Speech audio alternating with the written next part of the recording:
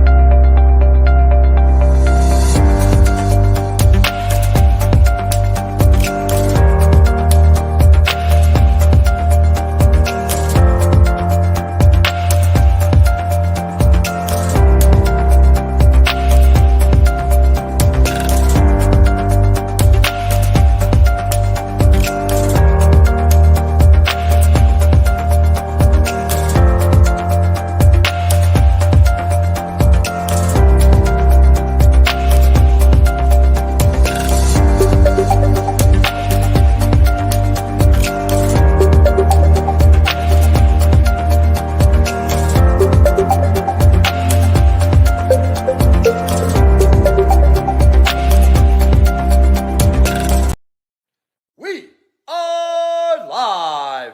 Bruce Buffer here, and we're being broadcast around the world.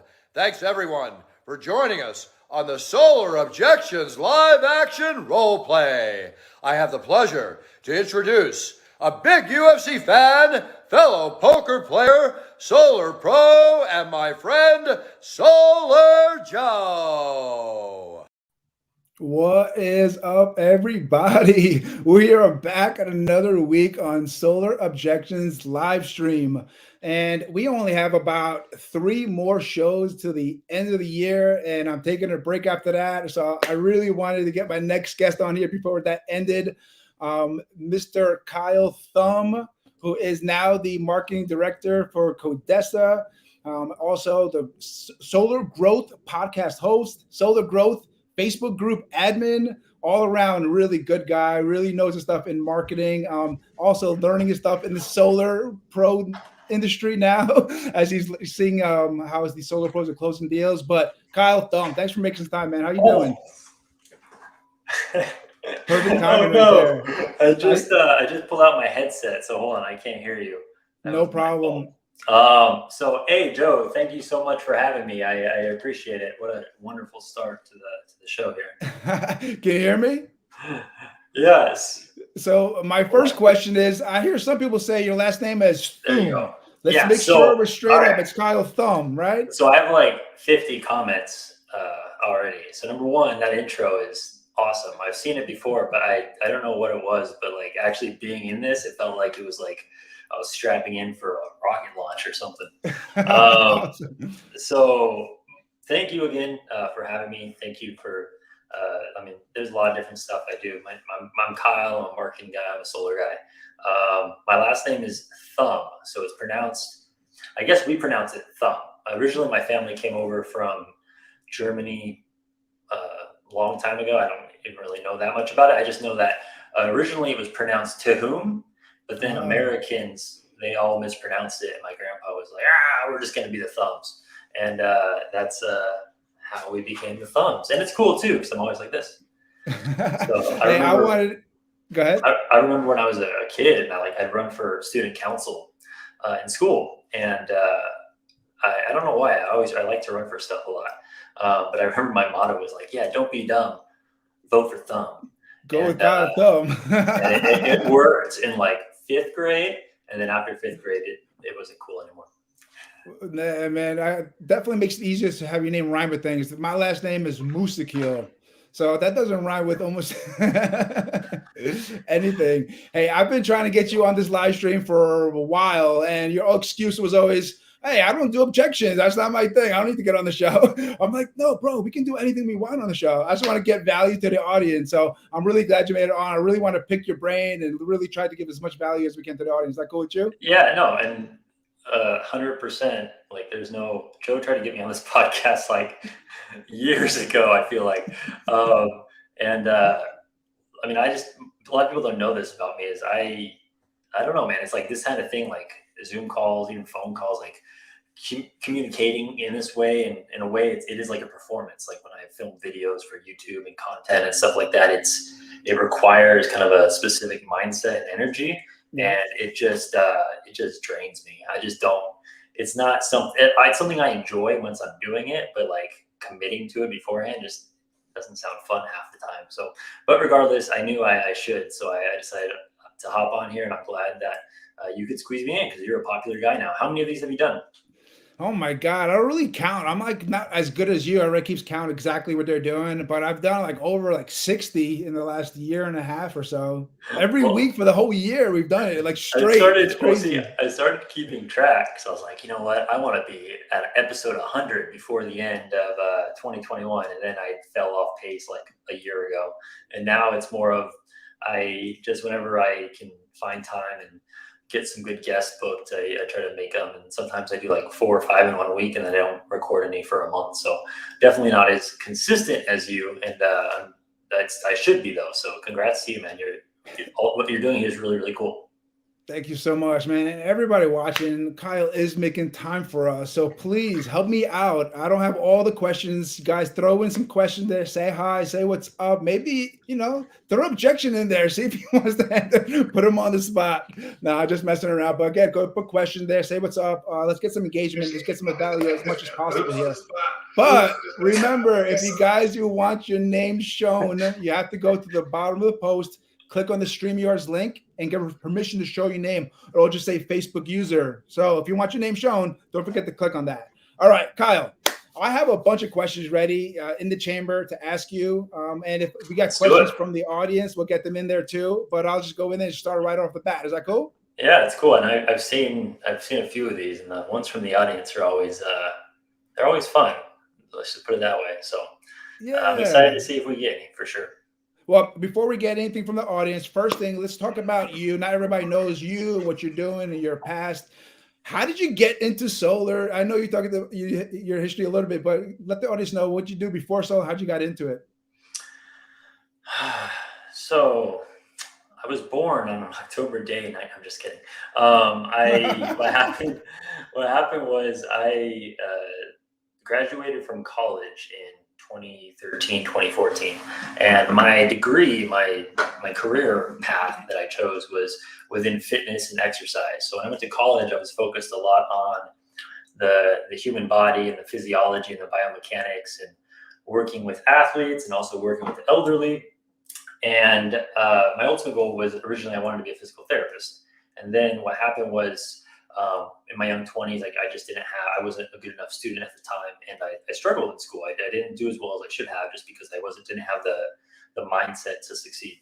And then, so what happened was I graduated with this degree, and the only thing that you can really do with a degree that you're qualified for it, for the most part, is to be a physical therapist. But if you don't get good grades, then you're kind of like, there's a bunch of other career paths, like personal trainers and PE teachers and like other assistant type roles in the medical field and things like that. And what I ended up doing was I got a job at a gym called Equinox, which is like one of the top tier gyms in the country. It's a commercial gym. It was in Encino, Los Angeles, and it was an awesome gym. Like, it was, if you were going to be a personal trainer in a gym, that's probably the gym you wanted to be a personal trainer at. And I only say that because, like, I would see Kevin Hart come in half the time. Like, David Hasselhoff was over here. Like, there's all these celebrities. I remember, I didn't see her, but I remember one time when my coworkers was like, the mother of dragons was just here, Khaleesi. And I was like, no, I miss Khaleesi.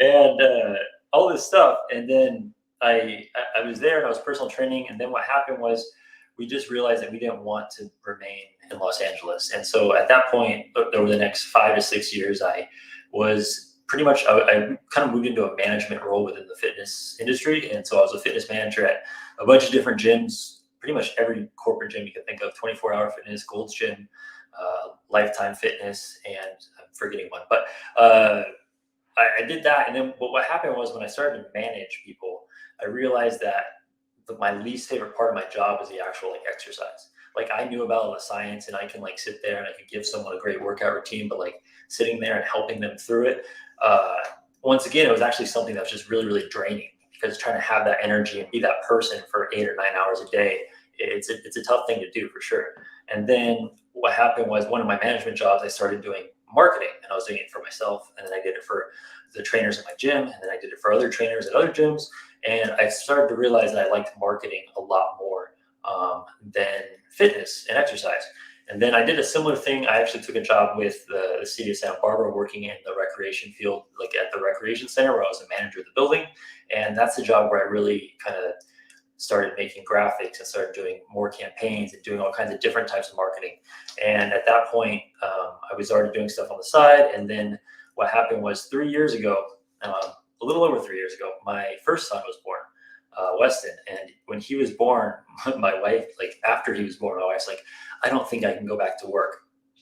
And when she said that, it was like, that's great, but we live in Santa Barbara, California. Like we pay $2,000 to live in a studio. If you don't go back to work, like we can't stay here. And at that point, we just made a decision that we wanted to live somewhere where we could like kind of own that house, live our American dream. And B, I wanted to go into business for myself. And so I did that. I started my own marketing business, ads, websites for plumbers, for HVAC, for roofers, for all these industries that are much, much tougher than solar, I'll add. And then I remember about 2.5 years ago, I had my first solar client. And then my conversation with them was like, wait, you make how much? Oh, and wait, like, what's your pitch? Oh, lower your bill. I was like, it sounds too good to be true.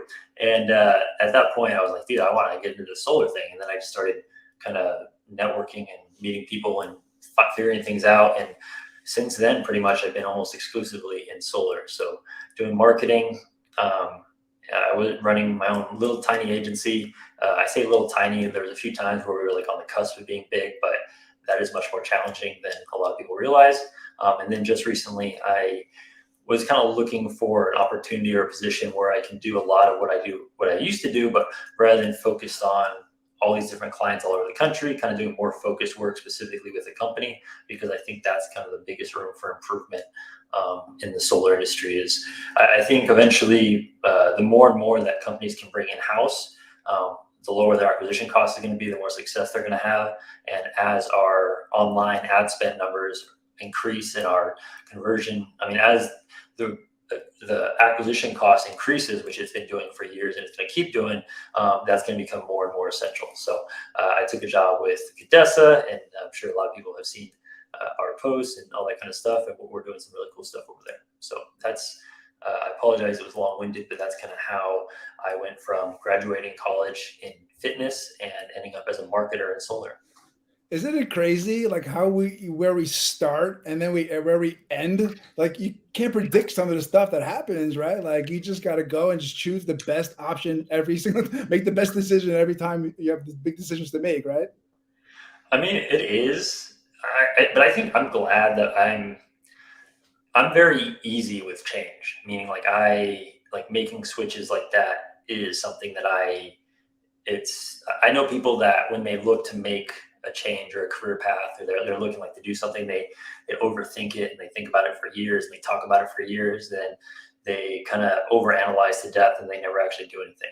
So I'm very grateful that I'm able to kind of just say, hey, when I realized that marketing was what I enjoyed more, I was like, I'm going to go do marketing. I'm going to go find clients. Like I'm going to go do this. And it is weird, but I think that's just the way life is. I think one of the biggest things that I find that it reminds me of is how silly colleges in general, but college degrees. Yeah. Maybe not necessarily college degrees, but I think letting 17 and 18-year-olds like decide what they want to do for the rest of their lives and get a loan for $200,000, like that's kind of ridiculous, because 90% of them don't seem to do what they set out for. That is a great point. We got some comments I want to jump into, then we'll get some more questions here. First of all, Luis Flores Bonus said, let's go. Luis is my boy. He's a good dude. One of the best reps I know. So thanks, Luis. Yeah, says the same thing. You're the man, Kyle. Yeah, well, he's he really is the man. He's awesome, and I appreciate that. I totally messaged a couple of people because I'm not super popular. I was like, hey, if I'm going to be on this podcast with Joe, if you see it, man, just drop me a comment. Let me know you're there. And so thank you, Luis. Yeah, I met Luis too in person. He's an awesome guy, man. He's great. Oh yeah, I saw the photos. I remember I was going through them. I was like, wait, who? I was like, hey, I know those two people. I've never seen them together before. That's that's one of the weird things about like this whole world that we live in is I feel like I know so many people, but if I saw you in person, it'd be surreal. It'd be weird because I've never met you in person. Yeah, we got to do it. Well, SolarCon is coming up in April. We're gonna I get know everybody in the solar industry together. that's in Salt Lake City though. That's like an hour drive for me. That's a little far. Yeah, yeah. You better be there, bro. I probably will be. Well, actually, well, I'll talk to you about that later, but maybe we'll see. We'll talk about that. Jeffrey Sage said, "Sorry, couldn't get my name going. I'm glad to be here." Okay, so first question, Eddie Fernandez, always good with a question. So, are you ready, Kyle? Mm-hmm. All right. Hey, Kyle, as a marketing expert, what marketing content do you believe hurts our industry the most? So, I think the ads that hurt our industry the most are the ones that kind of use those old school slimy tactics. As far as free solar, the government's paying for it. This is breaking news. It's a government program. I think that those types of things hurt our industry the most because what happens is if someone does respond to that and they have a conversation with somebody and they leave that conversation thinking, well, that was a lie. This is all just a scam. What happens is every time they see any solar ad about anything, they just think it's automatically a scam. So I think that marketing, I've said this many times, is marketing is a very, very fine line, meaning you can kind of bend the truth quite a bit. You can get a little, you can kind of position things in a way that makes sense if you're able to explain it. But a lot of times if people take it too far and they make ads that are going to give them the cheapest, just like the cheapest cost per lead. But then at the same time, when they do that, the quality of the lead is terrible. But the worst part about that is the people that leave that conversation, they're not getting solar right now, but they also have a new kind of mindset about solar salesmen that like, oh, these guys are even worse than car salesmen. Like that's how the whole car salesman like stereotype came around. And I think those type of ads and those types of another example would be sales reps who focus more on like they're just trying to close the appointment, or not the appointment, they're trying to close the site survey. So like they get the person to sign, like they kind of make the person think like, yeah, you're doing this. This is just the next step to see if you qualify. But then they don't ever talk to the rep again. And the next thing they know, it's like someone's trying to like, hey, we're going to schedule an install date. And they're like, what? Huh? And I think little things like that are definitely unethical. I think those are the types of things that really tarnish any industry, but that's what we see specifically in solar. Awesome. Appreciate the answer. Thanks for the question, Eddie. We got another question I want to get to. I want to try to get as much questions as possible, Kyle, so be ready. Shocking. I got my water. I'm almost out already. Oh, man. Now I'm going to have to go pee. Let's go. Let's wrap it up. All right, let's go. Hold it in for a little longer, bro. Jeffrey Sage wants to know, what's the best way to create leads in your opinion? Doors? So this is this question is it depends, because what are we saying is the best leads? Because I would say maybe doors would probably be the best way to get leads at a low acquisition cost because you're not really spending anything. I would say one of the things that I think a lot of people are missing is the low bearing fruit. And what I mean by that is the leads that are in people's personal network, the people that you know that you went to high school with in college. And I'm not saying you have to go and sell them or you have to like create ads for them, but one of the things that I've kind of done personally, and it's helped me to generate business for myself and for the people that I work with, is I create content, or I have videos on YouTube that explain like the solar tax credit. I think has like over 25,000 views or some nonsense right now, and like answering questions that people might have. And so all that does is when people go and they search for it, whether it's a blog article or a video, they're going to get that information. It's completely free. And I don't knock any doors. And I probably have 4 or 5 leads that come in every single day from those types of platforms.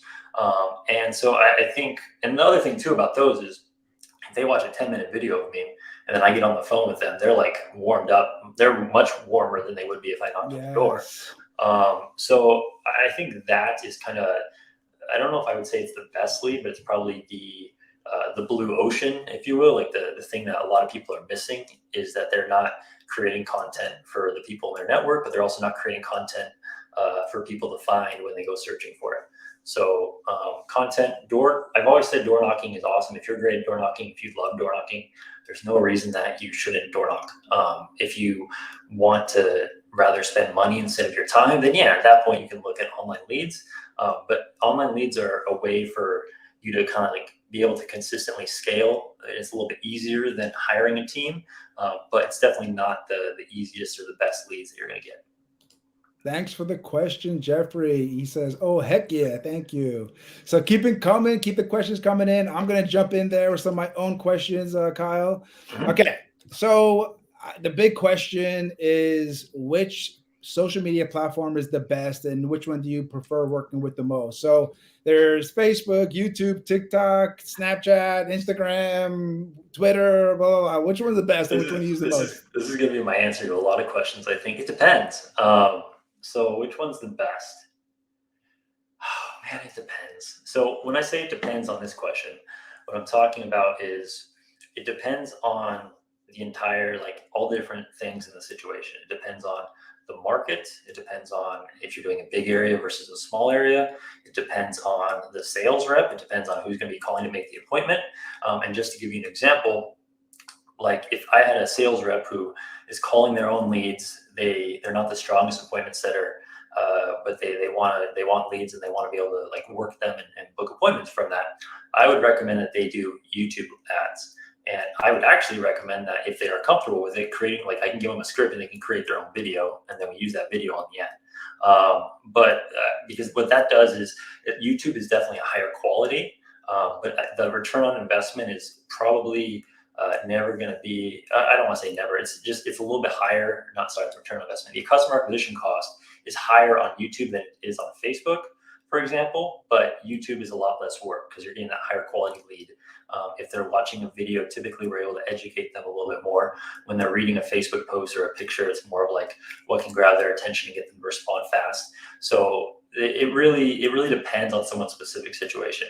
I would say if it could be YouTube, it could be Google, it could be Facebook. It just depends on what the person is looking for and if they're willing to call 10 new leads every single day, or if they would prefer to call 3 or 4 leads every single day that are a little bit higher quality. Are you even touching TikTok yet? Is it they're too young? Is it even worth yet? Because now you can pay for promotion and ads too, right? So I can't believe how fast time is going by. I feel like I believe I played with TikTok and I tested an ad just to see how everything worked. It might have been, I think it was this year. It might have been last year, to be honest. I don't even know. I think it was probably early this year, like February, March. And I ran one small campaign and it didn't really do anything. I didn't really expect it to do anything. I was just more kind of like trying to understand the technical side. As of right now, I wouldn't use any platform without testing it and getting some like positive results where I'm like confident that it's going to work. And as of right now, I think the audience on TikTok is still just on the young side. And I know I go on there and I've seen there's more and more audiences that are getting older and older and that are using the platform. But it's also just a kind of a place where people go for a different type of entertainment than they go to on Facebook or YouTube. On YouTube, I go to learn about something or to experience something or to enjoy something. Facebook, I scroll through my feed to see like kind of what's going on about with the different people and places that I care about. But TikTok is more like I go on there just to swipe and turn my brain off almost. And so I don't really know if it ever will be. But even if it was, it just all depends on what the price is, because there's not a lot of people that are advertising there right now. It might be able to work, but at the same time, especially with the way that like inflation in our country is going. I mean, I don't know what the average first-time home buyer's age is right now, but I guarantee you it's going up. And the people that are on TikTok are down. So I would not focus on TikTok, but it's definitely something I'm always open to and I play around with. I remember the first time I went on TikTok, I think I tweeted, like I posted about it on Facebook. I was like, I never felt old in my life until I went on TikTok. And then I went on TikTok and it was like, these kids are in high school. Like you get to a point when you're like, everyone that's younger than you looks 12. And I was just on TikTok and I was like, how come everyone's 12? And yeah, it's definitely a unique platform. But then the other thing too is, if I was going to create TikTok ads, I'd probably create them with the idea being that I'm going to put them on Facebook and Instagram instead, because they have the similar format now. And if you are targeting 35 to 55 adults, then they're probably going to be doing whatever Facebook calls it, Reels or whatever. I still think that I still think they're more likely to be on Facebook than TikTok. Well, you brought up the comparing and you testing different social media platforms and different campaigns. So they all don't always work perfect, right? Like some are going to work really good and some aren't going to work so good. Like, but what do you do in the situations where you make a promise, but your campaign doesn't do so well? Like, how does that happen? What is the strategies to make that a happy, make the customer a happy camper? Yeah. So, I mean, what a lot of people, so what I will say is I can't speak for like all marketers. Like I speak for myself, because I think there are a lot of marketers and scammy people out there that what they do is they steal they copy and paste someone's other ad that they see, and they keep it running and they just leave it for the entire month, and whatever results they get, that's the results they get. And so I am more of like a true marketer in the sense that I like the data, but I'm really more interested in like the creative and the messaging and the videos and the edits and basically just doing like unlimited split tests, where we test everything. So just giving examples, like if we have a Facebook ad that we have an ad that's crushing it in Texas, and we're like, hey, okay, let's see how this does in California. And we try it, and the results are just like completely opposite. Obviously, the markets are different, and we expect slightly different results anyways, but there is like, okay, it's obviously not working. So then we have to like look at it from the lens of the customers. Okay, why is it not working? Is it because they've seen too many that are like this? And if that's the answer, then we probably kind of go with a whole different angle. If it's, it's kind of working, it just seems like we're not getting the right engagement, then we might start to change little things. Because that's the thing is I use the Facebook metrics. Like, okay, if they're scrolling and they're clicking on the ad, that means that whatever my headline and my image is probably working. If we're getting them to stop scrolling, that's half the battle. And if they're doing that, but then they're not clicking the info button, they're not filling out the form, then that tells me that the story that we have, the rest of the post, that's after they click it and they learn more, whatever that learn more information is, it's not really getting the job done.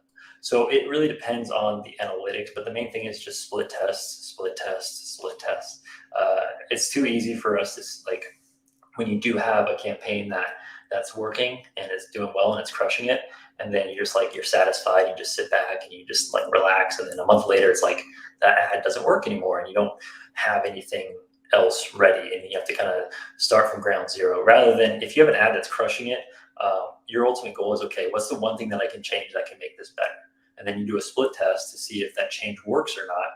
And then your ultimate goal is to it's kind of like king of the hill, where you have an ad that's working. Your ultimate goal is to dethrone that ad. You want to find another ad or another variation that's going to knock that ad off the top of the hill. And then as far as community, like with how we deal with a poor campaign and someone that I'm working with, it's really tough, because that's one of the things too, is that you realize is very few marketers are able to give, like, everyone wants, okay, can you give me a money back guarantee? And most cases, it's very hard for any marketer to give a money back guarantee, because there's so many reasons why something doesn't work.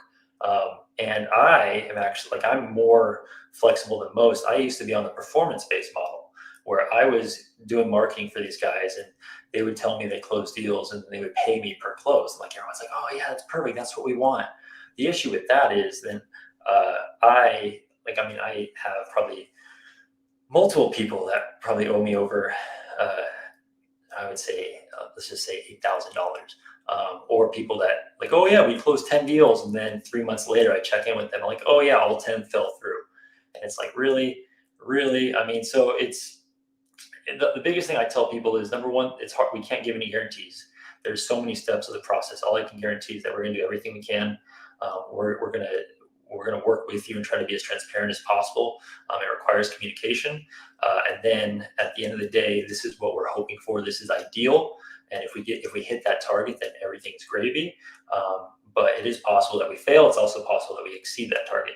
So just know that your investment into marketing and ad spend, it's not like there's no risk involved, but I'm going to do everything I can. And if for any reason your campaign fails, I'll do everything I can to make it right. But you want to set the right expectations, right? Just not overpromise. Yeah, and that's the thing is, if anything, I underpromise. Like especially when I've kind of like, I don't want to say I haven't really refused to work with somebody, but there's been plenty of people that I talk to, and maybe they're brand new to the solar industry. Maybe they've never worked with online leads. They expect, like, they call me after the first lead comes in. They're like, oh yeah, well, this person said that they're interested in solar, but they're not sure about how it works, and they hung up on me real fast. And I was like, okay, well, we have to work on your appointment setting script. We have to work on your conversation, how that's going, because the ad grabs their interest, and you have to bridge the gap from interested about saving money to considering solar. And if you can bridge that gap in that conversation, that's where you're going to find a lot of success. That actually brings up to my next question, and we have some more questions in the comments, but before we get to that, you brought it up. So not every solar pro are made the same, right? Like, you give leads and you give them out. Some are closing leads that you didn't expect them to close, and other people can't close leads that you think is a quality lead. Like, so what do you do? How do you train people to, like, not every lead is going to be perfect, expect it to be bad, but work it anyway? Do you have any, like, tips or tricks you do to make sure they keep working leads, even though they think it may not be the best quality? Yeah. So, I mean, online leads suck. Like, there's no, I'm an online leads guy, and I tell people all the time, like, online leads they're not fun. Like, even with high quality leads that you're paying $100 for, like, you get on the phone with them and they're still grumpy. They still try to hang up after the first 5 seconds. And if you're not experienced and you're not ready for that, then it's easy to kind of get discouraged and to have poor results.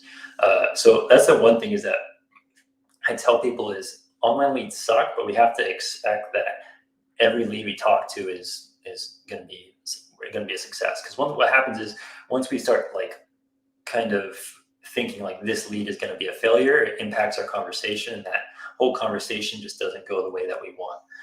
And the other thing I think is kind of simplifying the appointment setting process. And what I mean by that is, I'm not a big fan of scripts. I don't think scripts really work for the majority of people.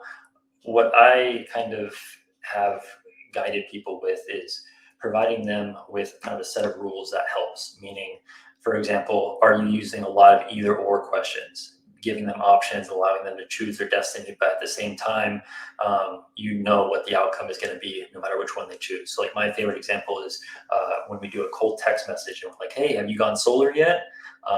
Most of the time, if they haven't gone solar, the answer is going to be no, or they're not going to reply, which is fine. We just got to keep following up with them. But their answer is either no or yes. And then we kind of get into this habit where we're able to kind of steer the conversation down the path, but at the same time, we're not letting them take control of the conversation. So another example is making sure that we're ending our sentences with questions, because if we're ending our questions, we're the ones that's in control of the wheel. Another example is when we call them like, hey, how are you? As soon as we do that, we're not asking them a question that we care about. We're also not asking them a question that's getting us closer to the outcome that we want. And it gives them the opportunity to say, I'm terrible, leave me alone, bye. And it's just really important that I'm trying to remember I made a video on this like over a year ago, and there's a lot of different ones that they kind of all follow the same line. I think the biggest thing is just don't go into it like a robot. If you go into it like a robot, if you just kind of like look like you're trying to like, okay, what's the credit score? Boom. What are your homework? Great. How long have you been home? How old's your roof? Like, if you go through the questions in that manner, what's going to happen is, even if you get the answers you want, the chance of no-show is going to be much, much higher, because they're not invested. They don't know anything about you. You don't really know anything about them. You know the details about their house, but at the same time, that didn't build any connection that's going to make them more likely to show up to the appointment or more likely to actually close. So I think the biggest thing is just helping them to find their own style, but giving them rules so that they're able to have that conversation without sounding like a robot. You almost got to be like a call center manager too, being the marketing director, right? Like you have to have like a big input in how what they say and how they transition from a lead to actually an appointment, right? Yeah. So when I was my agency for a small while, for 6 to 9 months, we had our own in-house call center team. So we had 5 to 8 appointment setting reps, and that's one of the things I tell people is running a call center is 100 times harder than you would ever think you would expect when you go into it. But a lot of it too is setting an appointment is a skill. Like it isn't something that you can just give any random person a list of questions and then they get on the phone and they try to get as many answers as possible and get through as many people as possible, because that's where you get your show rates down below 30, 20% sometimes. And so you really have to train them and understand how, like what the information we need is, but how you can get that in kind of a conversational way where you're able to bond and build this trust and have a relationship with them. And then if you're the one attending the appointment, that's awesome, because then they're going to be more connected to you. Or once you kind of built that trust and conversation, then you're able to kind of transfer your knowledge and it's like your reputation. You're able to connect with them, but then hand it off to someone. And then hopefully the appointment sitter should be their hype man. So like that was another thing that I always told people is to simplify it is your appointment sitter should be the sales reps like hype man. Like they should be edifying, right? And hey, yeah, like Joe's the well, I'm glad that Joe, we're going to get you set up with Joe. He's going to be able to show up to your house because he lives in the area, and he's going to really be able to show you your specific savings for your house. And because he's in your area, he knows all the ins and outs of the utility company. He's really going to be able to get you the best savings, and he's definitely the person that you want to talk to. So I'm going to go ahead and put this on his calendar. And like, so what you're able to do is when you do that and you have the connection, you know who you're booking it for. That's important. Rather than, okay, one of our people will be reaching out to you shortly to confirm the appointment. Like that doesn't, the person has, if Gary comes along and calls, hey, you talked to our team earlier, like they have no connection to Gary. Whereas the other scenario is if the person really hypes up this Joe person, they're going to be like, oh, I'm kind of a little excited to talk to Joe. Joe sounds like the guy that we want to use. Like Joe sounds like the man. And they're going to be more likely to show up to the appointment, but they're also going to be more likely to be invested in the appointment. And that's what's most important for them to hopefully have a quality sit. And then hopefully if the numbers look great and everything goes well, hopefully that leads to closes more often than not. Kyle Thumm dropping nuggets, everybody. Hope you guys got that. Get your notepads ready. The hype man. You gotta edify him. Yeah, because that's one of the things too is I tell people a lot, and even when I ran my own call center, I always told people is if you have time and you can make the calls, you probably should. Like, because the reason I say is unless you have enough where you're like overwhelmed, then you really don't necessarily want to have a call center, because you should be like you should be excited. You should want to be able to have that touch, because what that's going to do is you're building value, you're connecting with them, you're just improving your numbers. You're improving the chances that they show, you're improving the chances that they're going to close, you're improving the chances that they're going to remember your name when you show up at their door. All these little things, it just kind of improves your overall effectiveness. So unless you're in a position where you just like don't have time, you absolutely can't call your leads, I do recommend that people call their leads if they're able to. Also, we got some more questions coming in the comments. Guys, keep on, bring them in. We'll get to them here. So Kurt Bradshaw, he wants to know. So you can kind of decipher the question here to make sure you understand it. But how have consumer online shopping purchasing behaviors changed your marketing strategy? AKA, we know it's more than just getting a quote. You got that? How have online behaviors changed your marketing strategy? AKA, we know it's more than just getting a quote. I mean, that's a great question. Once again, it's all platform specific. So, but understanding, like that's what I guess true, I don't want to say I'm a true marketer, but that's what marketing is all about, is like putting yourself in the shoes of the consumer, right? So what do they go to the platform, or what do they go to this page, or what do they go to this video for? And understanding that and kind of the like their mentality behind it and what they're looking for is going to dictate what we want to put in our ad. And like an example is like we go back to TikTok, where people go to TikTok and more people are going to apps like TikTok because they want to have fun. They want to skip little clips. They want to swipe. They want to like kind of, in a way, I'd say it's turning my brain off. Depending on what you actually like on there, your TikTok might be like super interesting stuff. But most part, it seems like a lot of people go on there to have fun and kind of turn their brain off. So that kind of is different than someone who goes to a platform like Facebook. Once again, they care about community, they care about the people and the places that they know, and they just want to kind of get updates on everything. Or people go to YouTube because they want to be educated, they want to learn, they want to be entertained. And so understanding the differences in those platforms and differences in user behavior is super, super important. And so that's like another thing is people, like 5 years ago, people started searching for a lot more stuff on YouTube compared to Google. It used to all be 100% Google. Like, okay, how much does a solar tax credit? How does solar tax credit work? What panels are best? Like that used to all be people that used to search on Google. But then a few years ago, that audience and the people started to shift the way that they learned and that they filled their brain with information, and they started kind of digesting information from YouTube a lot more. So then a lot of those searches happen on YouTube. So for example, now I have software that allows me to do like search engine optimization and kind of research on the analytics and the metrics on YouTube compared as far as a few years ago. I never had that.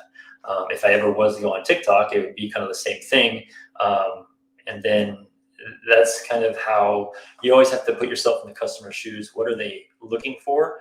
And you don't want to annoy them, because that's a big thing that I see a lot of times is if you have an ad that looks like an ad, like if I went to take a normal YouTube ad that anyone's running right now and put it on TikTok, it would fail miserably. But if you were to create an ad that like felt like it belonged in TikTok, where it's fast, it's funny, there's quick cuts, there's like humor, it's only 15 seconds long, but it kind of gets the gist of it, like that would be a lot more successful. So understanding not only the trends, but where their attention's at and how their attention changes depending on the platform that they're on. Speaking of attention, we get your attention for a little longer. We have some of your time. Of course. Yeah, my house is asleep. I'm an old man. We're all normally in bed by, what is it, 7:50? Wow, I'm really an old man. I did not mean to admit that I'm that old, like 7:50, but it's 7:50. Yeah, you got as much time as you need.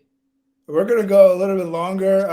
I know we don't got as many viewers on because they banned me from the Facebook group for no apparent reason. So we're going from the personal page here. But from your own Facebook group. Isn't that funny? Don't you love Facebook? I mean, Meta or whatever. It's Meta now, yeah. It's like people don't like Facebook, so they created a new name. Be careful what you say. You might get banned from Facebook if you just say the wrong thing, I guess. Oh my gosh. Well, I would, that'd be kind of fun, Facebook, bring it on. All right, so we got another question here. Mr. Jeffrey Sage wants to know, do you offer solar batteries in your deals? I'm guessing smart batteries. Or how do you feel about solar storage like Enphase or Generac? So first off, I'm not a huge, like I sell solar, but I sell solar deals that like fall into my lap. Most of the time I hand them off to somebody else. But what I would say is, in my opinion, it depends completely on the customer, meaning whatever they're most interested in solar for, does a battery make sense in helping them to achieve that? If they are concerned about power outages, if they have a net metering policy that could benefit if they were using more solar power at nighttime from their batteries, like basically just looking at their specific situation, listening to what it is that they want, and then giving them whatever my recommendation is. So I'm not 100% batteries, I'm not 100% against batteries. I think it really does depend on what it is that they're looking for. If they're looking to save money and they have a small system, like does adding 18,000 or 20,000, whatever it is, really makes sense if it's going to increase the overall cost. It might be, we might think it might be better for them, but what do they want? Is it if they don't care about when the power goes out, it's not really going to save them any money, then I don't really think that we should be pushing batteries or not pushing batteries one way or the other. He says, makes total sense. Perfect. Thank you. Are you including these like deals in ads at all? Like I see like Tesla do it and Sunrun. Do you include like battery, get backup power with your system and then kind of bait and switch them when they get to the house? Like, oh yeah, it sounds No, good, but you may not want no, the battery. It costs too much. no, I don't. I've once again, um, I've never had success. I look at it from my goal is to get them interested, and then if they could possibly benefit from a battery, you have that conversation. I don't lead with the battery, mainly because most of the time, majority of people are probably most interested in saving money, and a lot of times, batteries not necessarily going to help them to save money. Once again, it all depends on the specific situation. But I would say I don't leave it that with the ads, because even if I were to like kind of create an offer that's built around that, the battery isn't really what you're selling. Like people use the battery just because what it does is it borrows authority from Tesla. If you put a Tesla Powerwall in the ad, everyone likes Tesla or is intrigued by Tesla or hate. Everyone has an opinion about Tesla, and so what happens is they see Tesla, they stop scrolling, and so that's the reason a lot of them use the batteries. You'll see Tesla batteries on ads that don't even use. Like they don't even mention batteries. It's just a picture of a Tesla Powerwall because they know that Yeah. gets people to stop scrolling. So I mean, I'm all about kind of coming up with like figuring out what your best offer is. But even if you were to go the battery route, I think you'd be better off creating ads that focus more on why do people want batteries? What is it they're looking for? They're looking for security. They're looking for comfort. They don't like blackouts. They're worried about the grid being overloaded. They want to feel more independent. Like all that kind of stuff is much more powerful than a battery on the wall, even if you say it's free. Speaking of ads and content in ads, talk to me about humor because I think that's one of the best ingredients into a good ad is making people laugh and kind of remember it. Is that a big ingredient? I know some of the funniest people in solar are usually marketing guys, right? Is that a big? Do you use that as part of your ads or content at all? I do. And but one of the things that I think is funny is when you start testing humor, though, you start to realize how you're not as funny as you think you are. It's Because you're true. like, oh, this ad is so like this ad's money. Like this is gonna be the best. Um, and a lot of times it's I mean it can work. I've seen it work. It definitely does work. I don't think it's not like I always look for humor. It's just whenever I'm looking to try something new, it's like, okay, what can we do that's different? Like, what is something that we can try this month? What is a big thing is like trends, like what's going on right now, what people care about right now. Because a lot of times when you look at like humor, like the best example, the easiest example at least is memes. And it's always about like what's on their mind right now. What is it that they're seeing right now? So if you can kind of create an ad that's based around humor, it's a great way to grab their attention. But then at the same time, you still have to be able to educate them. So it's very challenging. Like I think one of the things I see with memes, because memes is like the biggest thing. I know you like memes. I think we had a meme battle once. That was fun. Um, Yeah. I mean, you see memes all over the place. Like, so here's the thing I think about memes is I think memes are great, and you want to use humor appropriately.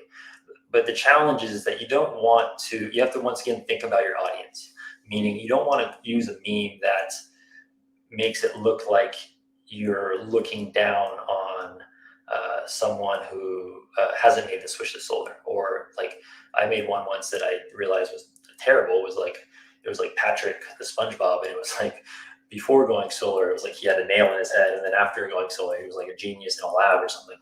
And but what you have to realize is the people that are reading that ad, they don't have solar probably.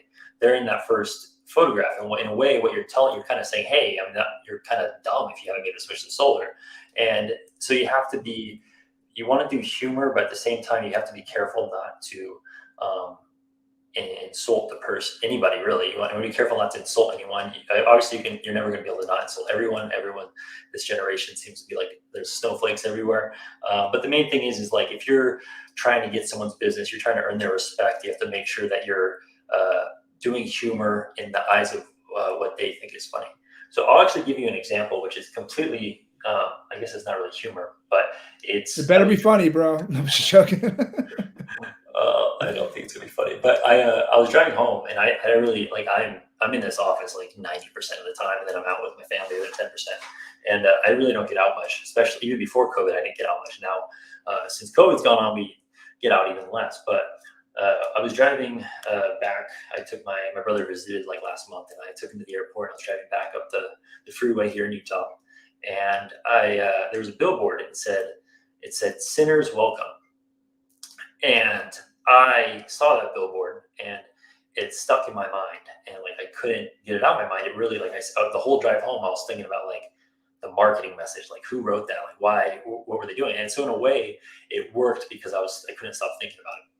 But at the same time, I don't think it worked because it's kind of portraying it's identifying the audience that they're talking to as they view them rather than how they view themselves. I mean, there's a lot of people that don't go to church that maybe they don't view themselves as sinners. And if you call them a sinner and you say, hey, you're like even sinners, like even sinners are welcome, like even your kind's welcome, right? In a way, you're kind of positioning yourself so that you're advertising through your eyes and not through their eyes. And so humor has to be done in that exact same way, where you have to do it through the eyes of the customer, not through your own eyes, because what you find funny and what you find obvious, and if the reasons you think people are maybe silly or idiotic or dumb or whatever it is, they don't view it that way. So you just have to be careful, because you don't want to lose a deal and not help someone because they were kind of just turned off by your either arrogance or your misconception about how they view themselves.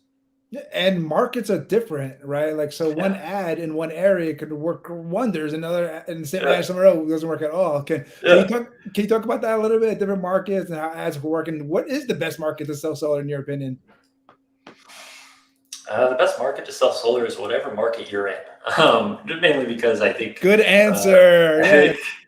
I think people look for like the best market because they want to find like the secret sauce or get like the cheapest leads anywhere, and they're so concerned about that. But to be honest, very few people are like really, really good at virtual closing.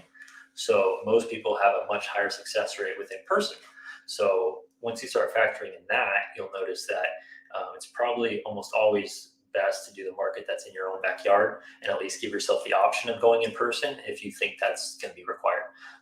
But then comparing states, I mean, it changes like every month, like every 2 months, there's like a new state that everyone thinks is awesome. I think as a marketer, it's always fun to go to states where it's less competitive, because it's just like, not only is it easier, but like you get like this insane volume sometimes. But it is just, every place is different. More competitive places like California, where the commission is also higher, it just means that you have more people that are bidding higher and the costs go up, compared to places where maybe the commission is less, the cost goes down, just because that's how the free market works. And then other places like, I'm trying to think of a good example, like North Carolina and South Carolina, not so much anymore, but like a year ago, those markets was awesome. Like you had the same benefits as some of the larger states like Florida, Texas, California, but those markets were less saturated. It was more like you get those people that are like, oh, I know you can save money with solar, compared to in those other states. You talk to people, it's like, yeah, I've heard the pitch before, I just want to know what the numbers look like. And that's just a different conversation. So number one, I think finding the best market is overrated, in my opinion. I think it's always obviously it's easier to go to a market where the savings are awesome. So like, I love California, but California is more expensive, but then the commissions are more, so your acquisition costs are more. So you just have to factor that all in. And for the most part, there's very few markets where you can't find success. It might not happen right away, but I don't necessarily recommend like going for one state compared to the other. You said it's not going to happen right away, and no matter what market you in, sometimes the most important thing is following up. Now, do you make your guys follow up, or do you take charge of follow up? How does that work with your company? Well, so we have a team, so we handle follow up in house for the most part. And it depends how far along, how far along the process is. Basically, if the client hasn't, like, if we've handed it off to their solar rep, the sales rep, and they haven't met with the person yet, they haven't sat down with the person yet, we take care of the confirmations, we follow up with them where we haven't successfully handed them off to anybody. So at that point, it should be the rep's responsibility. But one of the things I've realized is reps are terrible. Sorry, reps, but it's true. I mean, I'm terrible at following up too. Reps are terrible. That's at my following up. Achilles heel. I say it all It's the time. awful. That's my And like and that's once again where we get to the point where we're leaving money on the table. And so having the systems in place so that either I'm not a huge fan of automation. I think automation has its place, but I think most of the time we get into automation, it like becomes too, once again, too robotic, not personal enough, not that human touch. It's easy to kind of get lost and not keep track of things properly. So I think manual follow-up is required, and someone needs to do it. So most of the time, whoever's higher up on the food chain, I think, is normally responsible, because if you give their sales rep that responsibility, obviously if they don't do it, that's money and the deals that they're missing out on. But if they're not doing it, then you can do it and give it maybe to someone who deserves it more. So it depends. See, I hate that every answer is it depends. But that's kind of my whole like philosophy, and what I've seen in the solar industry is right now, and like we're getting to this point, like I said, ad costs and acquisition costs are going higher and higher. And solar is such a great industry. We've been able to get by for years with crappy appointment sitters. We've been able to get by with crappy closers. We've been able to get by with crappy follow-up. And as the industry gets more competitive and more saturated, there's more people, there's less margins, and there's more ad costs. Like, as this all happens, we're going to have to get better at it. You're going to kind of see more corporate, I think, like more solar companies with SOPs, more solar companies that have like legit training and markers, and they have like the exact protocols they follow every single time to make sure that they kind of get this repeated result. And there are some companies that are doing that right now, but for the most part, a lot of companies are just like, you can be a rep for us here. Go knock doors. And I'm like, sure, why? And what I think is, because that's all happening, what we need to do is we have to get better at all those things. And that's kind of what I was looking and thinking when I joined Condesa, is we are trying to bring more under the roof, where the appointment setter is working with the marketer, and they're working to give it directly to the rep. They're all talking, they're all openly communicating, there's transparency all around. And because of that, there's going to be less people that are dropping the ball. And when that happens, that's the only way that we're going to be able to get our costs down. Because right now, I think, I made an analogy like a month ago. It's almost like with people that do online marketing, it's almost like there's too many chefs in the kitchen. Not only that, but they're not all even following the same recipe. Meaning the marketer is just generating leads because they're their own business, and they are trying to protect whatever advantage they believe they have over the market. They're trying to kind of stay secret, not being as transparent as most people would like when it comes to what is in their ads. And so that makes the job of the appointment setter harder. It also makes the job of the rep harder. Same way the call center is, like, typically you hire them separately. And so everyone's kind of working together, but it's just kind of disjointed. And so figuring out how to make that process much smoother, that's kind of, I think, what any solar company should be doing. And that's kind of what our goal is to make that process as smooth as possible, because then you're going to be able to stay successful even when things get tough. Yeah, and you brought up the future, and things change, like you said, all the time. You have to be able to adapt.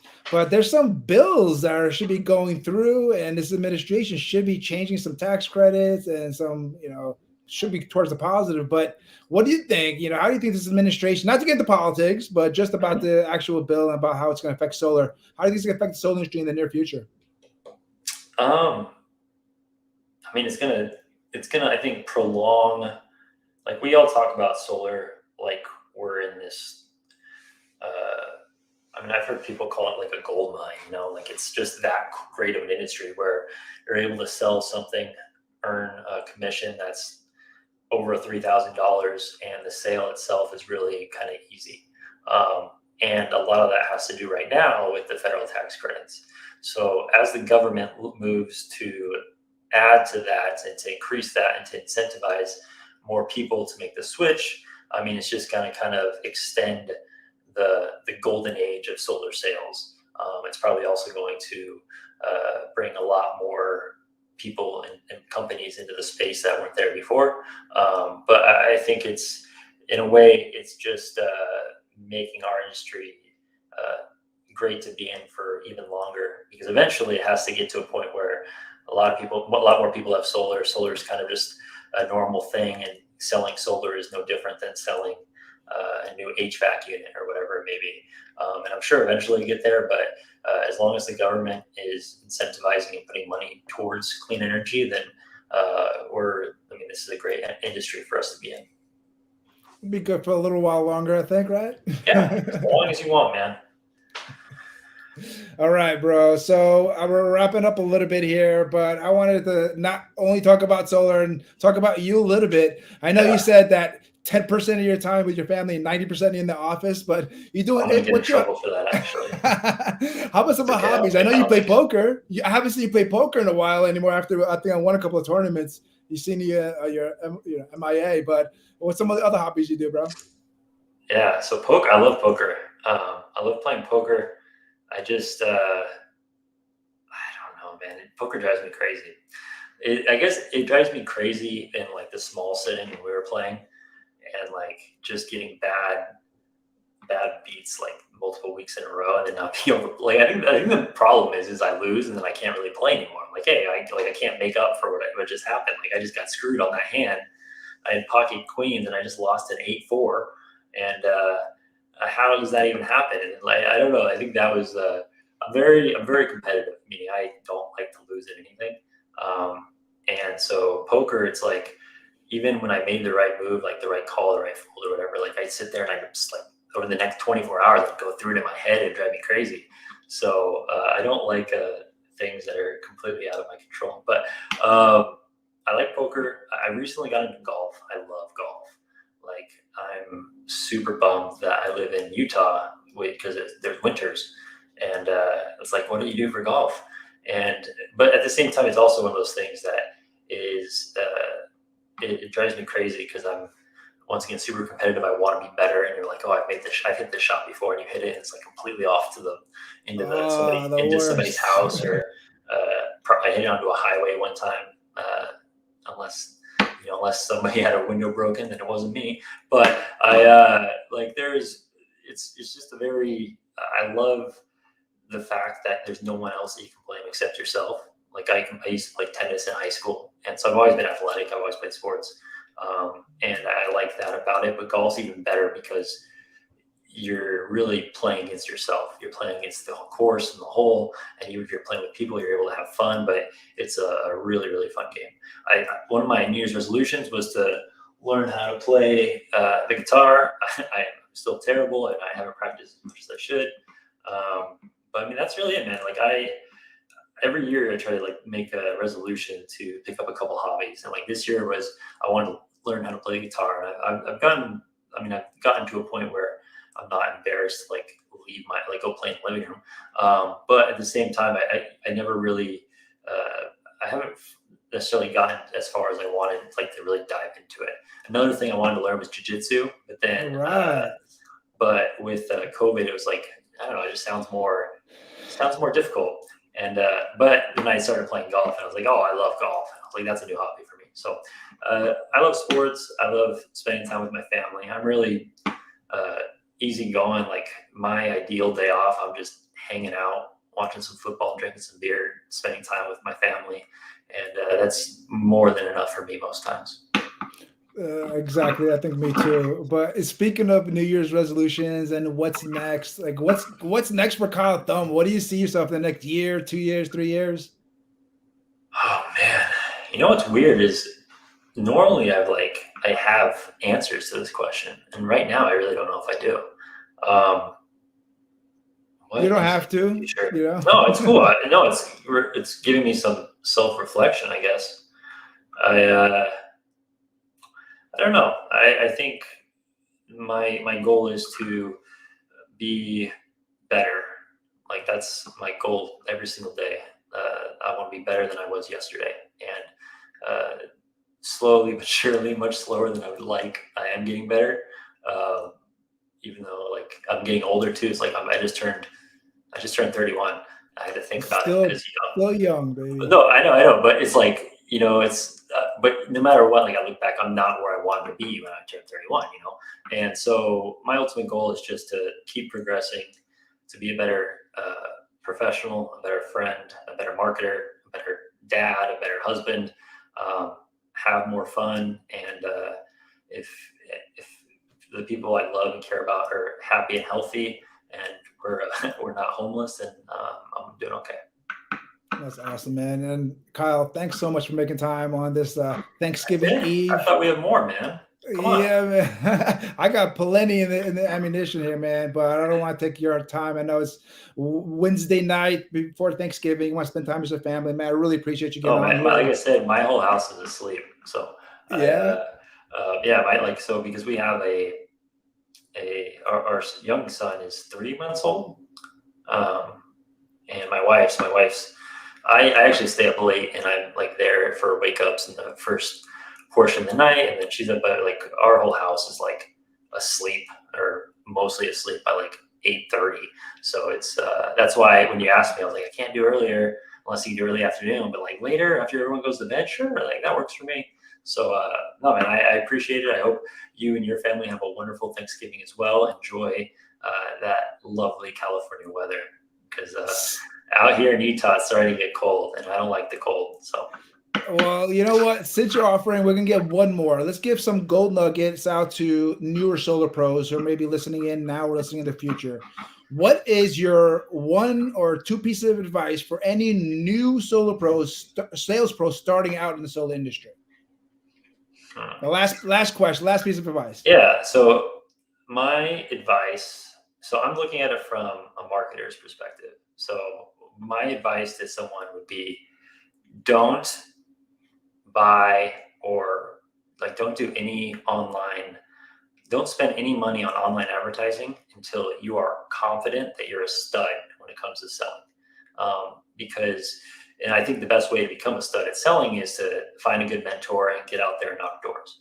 So, and there's kind of 3 there, but I think the biggest mistake I see people is that they come into the industry and they want deals. They want deals quick and easy, and they're willing to I'm brand new. I haven't closed any deals yet, but I don't have a problem paying ad spend.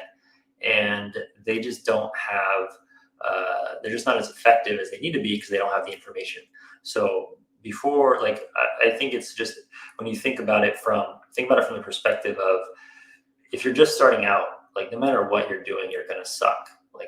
You're not gonna be an incredible solar sales professional if you've never sold solar before. It's just not going to happen. So knowing that, and you know that you have to get practice, would you rather get practice using your time, or would you rather get practice while spending money? Because that's really what online ads is. Then you're going to spend money and you're not going to see the return that you were hoping for, because you weren't as effective as you would like to be. So that would be my advice, would be to, number 1, don't spend $1 on online ads until you're confident that you're a stud and you know exactly what you're doing. You're feeling confident in the home. You feel like you belong, like you're not, a customer hasn't asked you a question and then you go, I don't know, in a while, because that's one of the things I think is a lot of people that want to come to the solar industry, they see all these great things and they come and then they spend money and they get leads, and then they don't convert as nearly as well as they had hoped, and then they're out thousands and thousands of dollars, or they say online leads are a scam, or it's not worth it, or whatever. But number 1, find a mentor. Number 2, knock doors. Number 3, don't spend any money on advertising or marketing until you're confident in your ability to close. That is great advice. Everybody listen, take advice from Kyle Thumm. He is not dumb, right? That's close. Yeah, that's good. I thought I had it there. All right, bro. If anybody wants, I was still trying to think of one for your name. I was like, the only thing I came up with was Musa Keel, Orange Keel, but that doesn't. No, Bro, you gotta start working on your freestyling, man. Come on, I'll give you some lessons later. no, man. No one wants to see that. So don't offer. We're about to see the man Kyle. He's gonna be rapping like he's on 8 Mile. Let's go. See? Yeah, Kyle's white. Let's talk about the one white rapper. That's good, Joe. He's my favorite rapper. I don't care what color he is. I'm just kidding. I'm just giving you a hard time. I don't care either. I just think it's funny, But yeah, I don't know. It's just weird to freestyle. I used to actually, when I was in high school, was it in high school? Like I wasn't really like, at one point I was writing like poetry. And like I found like a bunch of like my poems and shit. And like Yeah. these could be songs. Like there's some good stuff here. I was like, hey, but that's never gonna see the light of day. So You heard it here first. A book of poems by Kyle Thumm coming out soon. Yeah, I need a good rap name that's around Thumm. Oh my God, bro. Thumbs up. Let's go. Thumbs up, rule of thumb. Rule of thumb. I think you have like a show or you did something with the rule of thumb. I remember. Maybe. All right. It might have been a handle I created. And I was like, I'm going to do something with that. And then I forgot about it because I don't know what you're talking about. But yeah, I don't know, man. I think that's another thing I wanted to do is I think I have it on my bucket list is within the next year or so, I want to get into like doing like stand-up comedy. Yeah, that's what I'm talking about, bro. Because that's another thing I was going to tell like as advice is like you just have to fail. Like that's fail forward. Yeah, you have to fail like repeatedly. So one of the things like that's and also one of my inspirations, my favorite comedian is Norm Macdonald, who just passed away. All right. And he used to say, he would go up there and he would bomb, but then what I loved about him was he was uncompromisingly funny. And it wasn't like funny, like make people laugh. It was what he thought was funny. So he knew if he went up there and bombed and did terrible, like he like, that's funny. So I went up there and they tried to make people laugh and they were just terrible. Like that's a funny thing. And that's kind of my mindset. And I also think it's just one of the fun ways that I can work to improve on those other skills that I want as far as personal development goes, communication, stage presence, public speaking. I'm a horrible public speaker, but for some reason going up and telling jokes doesn't seem as scary as doing a speech. So yeah, I mean, that's definitely one of the things on my bucket list for sure, but not a rapper. I don't think I'll ever be a rap artist, unfortunately.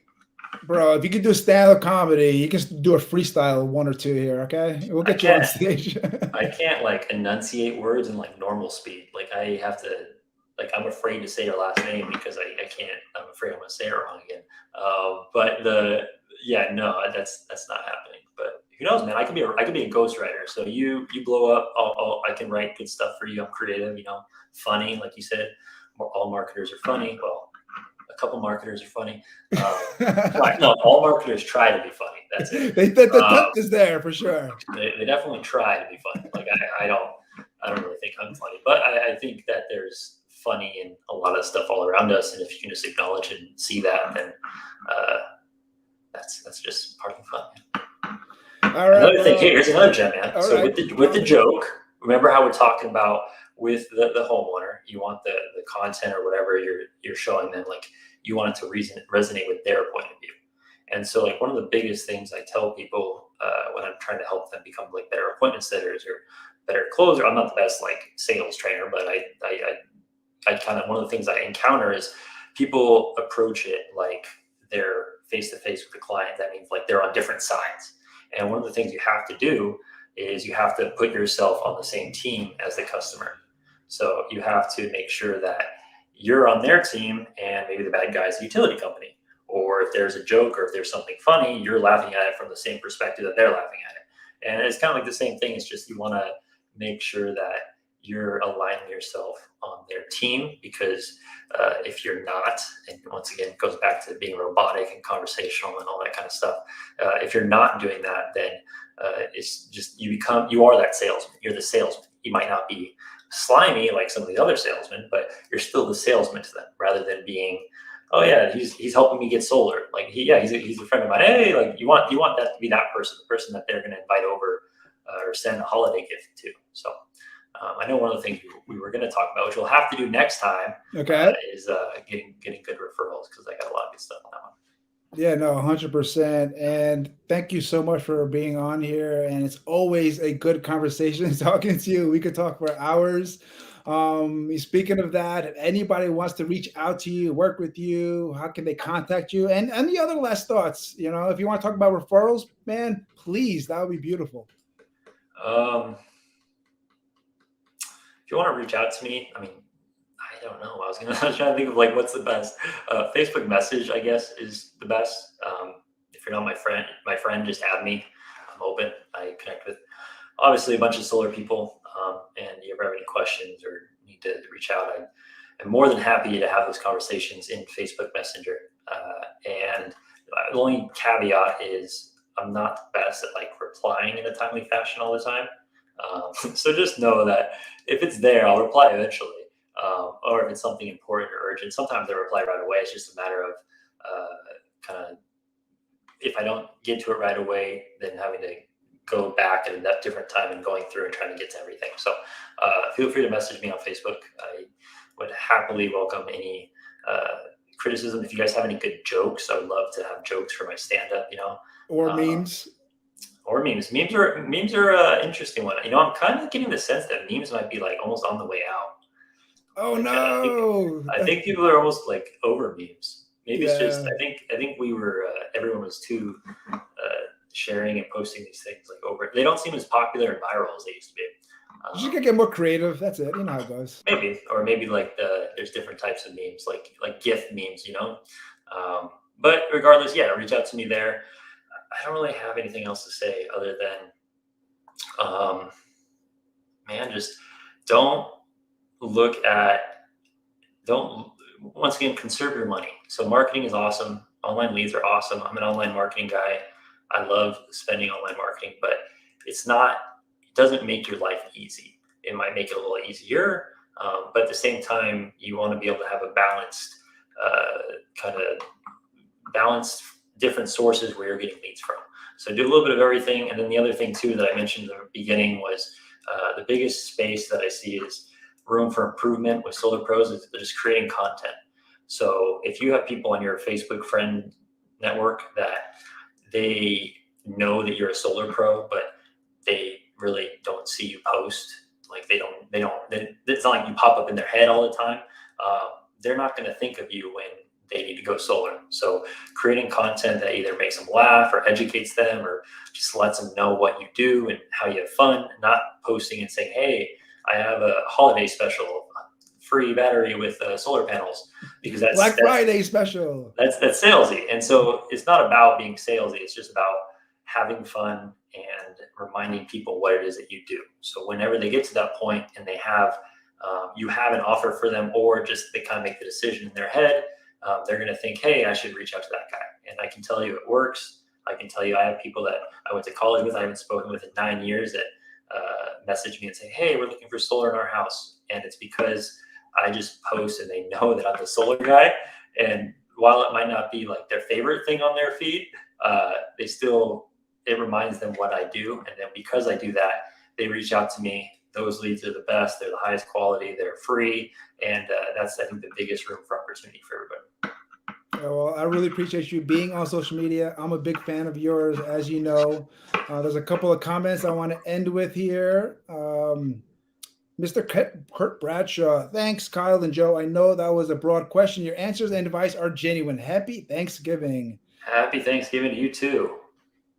And there was one more comment he wanted to throw in. Agreed, these third-party lead gen companies with the wrong ads are killing the in-house ecosystem, which is done properly.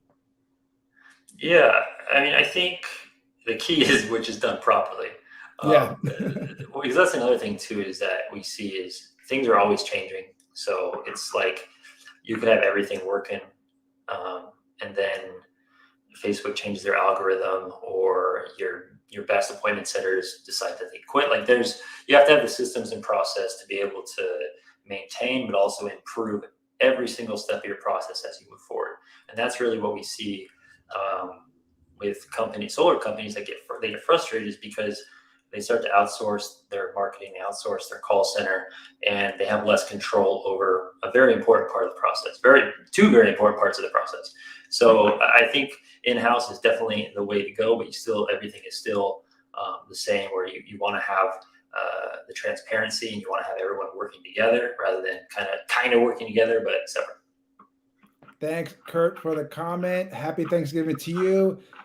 Kyle, thank you so much for your time. Happy Thanksgiving to you. Everybody watching, happy Thanksgiving to everybody. And we're not done yet. We have another superstar solar pro coming on next week. Christian Montalvo is going to be on next week, and he has a little character, Rocky, but we're going to do a little role play with, so it'll be fun next week. So we'll have Christian on next week. But wait, Kyle, whoa, like what do you mean by a character? Yeah, so he does this cool character where he does like a role play on a video. His name is Rocky. Is like really like that obnoxious homeowner who's just like needs solar, but they're saying all the wrong things. They don't know what they're talking about. Like a puppet? Yeah. No, they're not called puppets. They're oh man, that sounds really. It's like really a little cool. parody. This little like door knock parody. Wow. Actually, we'll put it on the Facebook group once I have access again. And Christian, if you're watching, go post it in the group again. Yeah. Kyle wants compared to me, that sounds really, really exciting. So you guys should definitely all come and watch it next week. And I can't believe it's almost December. So, bro, time flies so much, right? It's almost 2022. Yeah, Oh I don't even know.